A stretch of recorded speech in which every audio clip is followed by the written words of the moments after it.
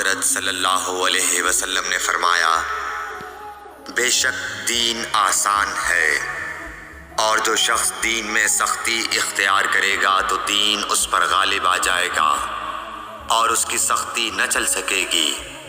بس اس لیے اپنے عمل میں پختگی اختیار کرو اور جہاں تک ممکن ہو میانہ روی برتو، اور خوش ہو جاؤ کہ اس طرز عمل سے تم کو دارین کے فوائد حاصل ہوں گے، اور صبح اور دوپہر اور شام اور کسی قدر رات میں عبادت سے مدد حاصل کرو۔